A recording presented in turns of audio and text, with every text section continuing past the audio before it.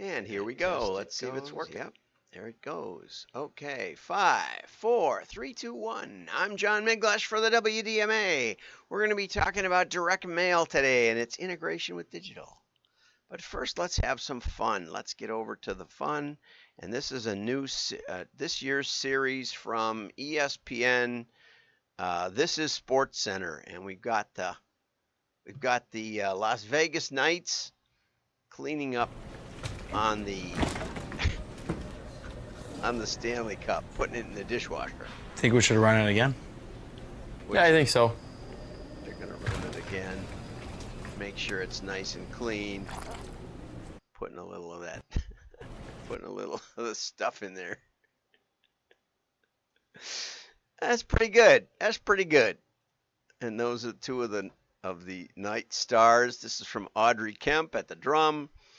They released this on Monday, and the Golden Knights, Jack Eichel and Jonathan Marchessault, or something like that. Steve Levy joins sports anchor Steve Levy to give the Stanley Cup a much-needed cleaning in the dishwasher.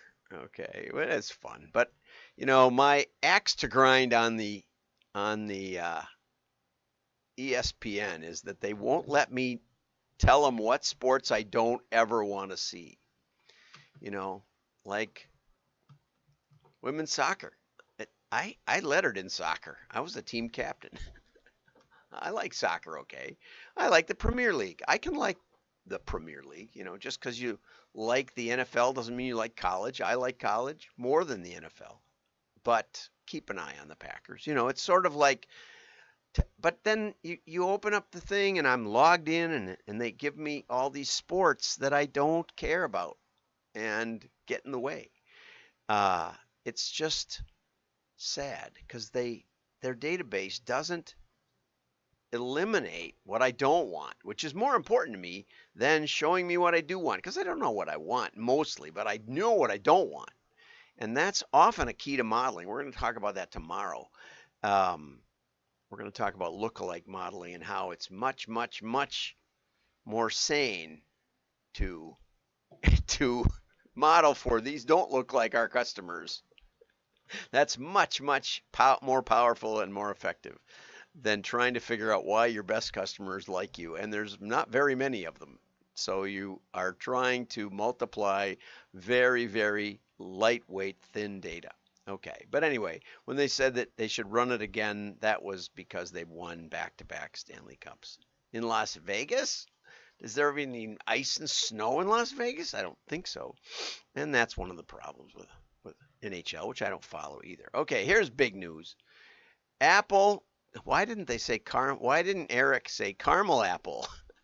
Caramel and apple. Dethrone pumpkin as fall flavor favorites. And I would say Fells pumpkin as fall favorites. Anyway, nobody cares. I love pumpkin pie, but the only thing I want to taste like pumpkin is pumpkin pie. Exactly right. Although I have had pumpkin soup as a savory, and it was excellent once in my life. Excellent, excellent. And I did talk about that post. The ongoing war of pumpkin flavoring has been dealt a great blow by System 1, and John Evans and I are connected, and I really like listening to his podcast every now and then. Our podcast is available on Spotify, Apple, and Google if you are inclined that way, and I do cut out some of the baloney. Some. Anyway, System 1 used its Test Your Idea platform to rate the likeliness that they would buy or sell shares in a product idea. Now, you know, shares implies someone who knows something about the stock market or is an accredited investor, and if that's true, then they're not a representative sample of the tastes of the nation, because the tastes of the nation are based on, you know, high school kids and stuff like that. if they're not accredited investors, then probably they don't even get what's going on. So it's also maybe not representative. It would be interesting to see how this could be validated in the real world, which is also something we're going to be talking about tomorrow. Back testing versus testing. Not the same, not at all. So anyway, System 1 surveyed around 500 consumers in a sample designed to be nationally representative. Yes, and I would say it sounds like it's not. Instead of saying, would you like Sour Patch Kids Apple Harvest? Top consumer products, that's redundant, I suppose. Anyway, Chick-fil-A,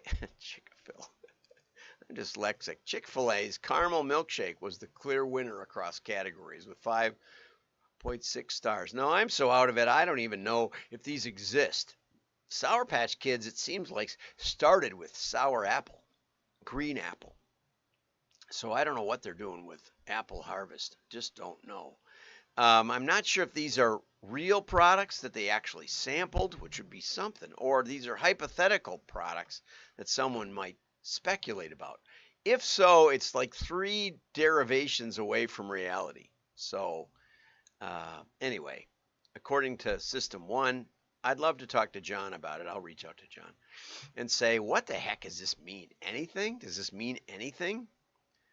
A survey where we don't ask you what you'd like, but rather what you'd invest in. And then we come up with hypothetical products or products that we haven't tried. I would say accredited investors are much less likely to have tried Sour Patch Kids, much less the worst one, which was Vine's Pumpkin Spice Twists. No idea what that is. No idea. But Starbucks, classic, did the best. Pumpkin cream cold brew. I've never even had a cold brew latte in my life, much less at Starbucks. Anyway, so you got a lot of problems with this data, it sounds like to me. And I'll reach out to John. Okay, now to the main story. Next level technology innovations powering up direct mail by Lisa Cross from NAPCO Research. And digital media is significantly expanding the opportunities for printed direct mail, which is interesting. Okay, a comprehensive report. I did download the report, although I said that I was in the security industry on my secondary because I got tired of filling it all out. So I will post this groundbreaking report that's basically sounds like a commercial for Direct Mail 2.0, but I am not against it. It just doesn't sound like research in the classic sense. It was produced by, and it's got all the takeaways, lots of takeaways. 4 print providers reported on how they use their Direct Mail 2.0. Which is fine, right? And I'm interested in learning more because Direct Mail 2.0 is now a sponsor or a member of WDMA supporting our work. And I'm also working with Old School Marketing, who is a licensed user of Direct Mail 2.0. So I'm gonna have to roll up my sleeves and find out more about how this actually works in the real world. My mission, of course, is testing as the foundation of direct marketing. And it seems to me that Direct Mail 2.0 gives printers and their clients a leg up in tracking what's going on, or at least setting up the tracking and what's going on in direct mail. And the advantage of that is that with digital attribution, too often the attribution system just looks at who's visited the website and what they did right before that or what they did last. In both cases, direct mail, which can actually give causal force to driving people to the digital world, gets shortchanged because A, the customer's been to your website before and so they take credit for that, or B, they place an order without clearly being identified or matched back to the mailing list.